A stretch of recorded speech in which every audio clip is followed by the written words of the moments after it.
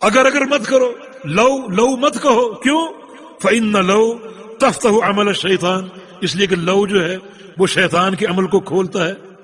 ایک حدیث میں تفتح باب الشیطان، لو سے شیطان کے دروازے کھلتے، شیطان کے دروازے، شیطان اپنا وار کرے گا۔ یعنی بندے کے دل میں تقدیر پر ایمان لانے کے اعتبار سے کچھ جھول آ گیا، کچھ کمزوری آ گئی، اب شیطان اس پر حاوی ہونے کی کوشش کرے گا اور اس کے ایمان کو کمزور کرے گا اور اس پر حملہ کرے گا، اپنے مداخل کھولے گا۔ اور لیکن اگر ایمان قوی ہو تو شیطان کو وار کرنے کا موقع نہیں ملے گا۔ اور شیطان تو اس تعلق سے بڑی کھلی نگاہوں سے دیکھتا کہ کسی طرح بندے کے ایمان کو کمزور کر دوں، اس کے ایمان کو جو ہے وہ باطل کر دوں، باقی پھر جو مرضی کرتا ہے۔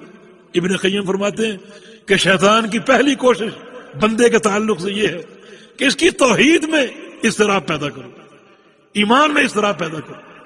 اس میں کامیاب نہ ہو سکے تو اس کی دوسری کوشش یہ ہے کہ اس کے اندر بدعت کو داخل کرو، اس کے عقیدے میں یا اس کے عمل میں بدعت کو شامل کرو۔ ایسا کیوں کرتا ہے؟ ایسا اس لیے کرتا ہے کہ اگر بندہ شرک یا بدعت کے جال میں پھنسنے میں کامیاب ہو جائے تو پھر شیطان اس کو چھوڑ دیتا ہے، اس پر محنت نہیں کرتا۔ جاؤ اب جا کر تہجد پڑھو، روزے رکھو، ہر سال حج کرو، ہر مہینے عمرے کرو، مساجد بناؤ، مدارس بناؤ، یتیم خانے قائم کرو، اب مجھے کوئی پرواہ نہیں۔ کیوں؟ شرک یا بدعت کی موجودگی میں اللہ تعالیٰ ان میں سے کوئی نیکی قبول نہیں کرے گا۔ تو من یکفر بالایمان فقد حبط عملہ، جو شخص ایمان کے ساتھ کفر کر بیٹھا اس کے سارے اعمال برباد ہیں۔ تو یہ شیطان کا مدخل۔ اب شیطان نے دیکھا کہ اس نے جملہ کہا ہے، یہ جملہ ایمان بالقدر میں جھول ہے، تو اب وہ اس پر حاوی ہوگا اور اس میں بساوس ڈالے گا اور اس کو ایمان سے دور کرے گا اور بالآخر اپنے جال میں پھنسانے میں کامیاب ہو جائے گا۔